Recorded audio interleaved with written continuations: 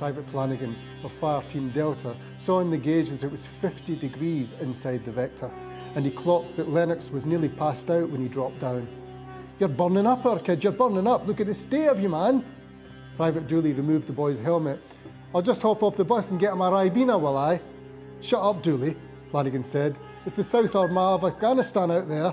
Nothing but Taliban waiting behind our walls for you." Amidst the many books boasting the true, untold and inside stories of the Afghan war comes something different. A novel seeking, says its author, to penetrate the real psychology of that war. There are so many war novels about a soldier coming home, but I wanted to write one that was right for now and right for this war, the Afghan conflict. It seemed to me that we hadn't yet read the book that got inside the problem of that war, what it was like to be a soldier from a small town in Britain now who went off to war believing in it and came back with all that belief vaporised. There you go. Oh, Andy, all right. It's great to see you again, yeah. And yet helping him, paradoxically, was a young soldier who came back from that war with his belief in it far from vaporised. Yeah, I would love to go back out. Yeah, you still like to? Oh, yeah. Am I getting a cup of tea out of you, Yeah, Andy? well... I'm actually going to do some work. Author and source reunited, back in Belfast, the city Andy Allen left for Afghanistan 7 years ago, a teenage recruit for a tour he'd never complete.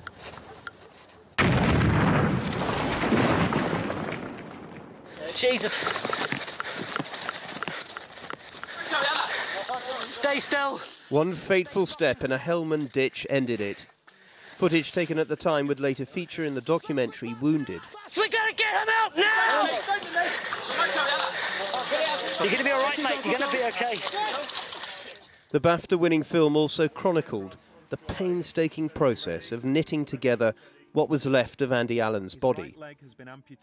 Both legs gone, and most of his sight. There it is. Fantastic. 4 years in the making, but you'll get a chance to read it at some point. Yeah, absolutely.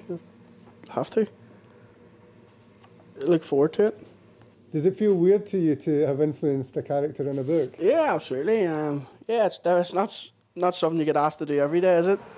We were sitting in the pub, remember? I was reading you things. You laughed quite a lot. Yeah. Thank God. O'Hagan, who's also a journalist, spent hours with Allen. They talked military hardware, routines, frontline conditions, and, of course, just some of the banter, perhaps, you know, again, just correcting it, you know, maybe some of the banter that was maybe slightly off or whatever. But it was great to hear it and see it from an outside point of view. I've never done that before.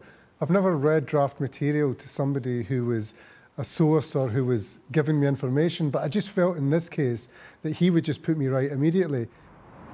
The Illuminations, Andrew O'Hagan's fifth novel, explores themes of honour, loyalty, cowardice, Brits betrayed by an Afghan soldier, and a young idealistic captain, the main character, ultimately betrayed by war.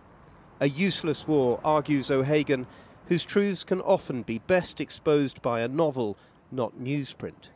Or is it the case that by being able to create your own narrative, it's far easier for you to write something that suits your own political views about this war, rather than telling it as it is in a more journalistic sense?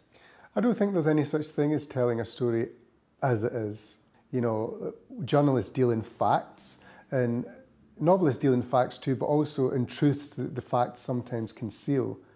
Now, that's not simply to say that we must come with a political agenda. I don't particularly have a political agenda when it comes to Afghanistan. I happen to feel it was a failed war, but that's hardly a controversial position. You know, a novelist isn't an editorial writer. You're there to animate a moral argument. What do you remember, Andy, about that journey back home to Belfast itself, away from hospital for the first time? There was all different emotions flying all over the place, and just enjoyment and excitement and apprehension, fear. Homecoming, a soldier's return from the fog of war to the unyielding realities of Civvy Street, is a potent theme in Andrew O'Hagan's novel. How easy to go from being one with responsibilities to being nothing at all in a nightclub queue. A man who was boss of a platoon section out there in history, now swaying in the line for the Metro nightclub, with a nearly dead iPhone in your hand and surrounded by people 10 years younger. Andy, how much do you miss the army? Massively. It was part of my life. It's as if part of my life's been taken away. Get out of the rain. Helping veterans to adjust is what Andy Allen now specialises in. And here's obviously where the work happens, the forklift predominantly. From a business unit in North Belfast, his charity offers a course in forklift truck driving. Unlike O'Hagan, he never questioned the war. It's not for us to question, is it right or is it wrong? We're there to do a job, we do it professionally. When we come back, we can have our opinion of it, and then we need to express that in whatever way we choose to do so. And did you question it when you came back? No. It's defined me, it's shaped me into the person that I am. I certainly 100% categorically believe that we left Afghanistan in a better place. But both men do agree on one thing, the need to invest far more in veteran support. For more than 100 years, we've been watching those young men and women on a slow march back from the front to this life that waits for them here, where they've got to live with the decisions that were made for them. It's a giant theme for us at the moment, not only because of the end of the war in Afghanistan, but the 100th anniversary of the First World War. We're very big on heroism, but we're not good at treating people heroically when they suffer on our behalf. Britain's war in Afghanistan may be over. Dealing with the price paid for many is not. This is a timely novel about war and homecoming, but in truth, the story of that homecoming is still unfolding.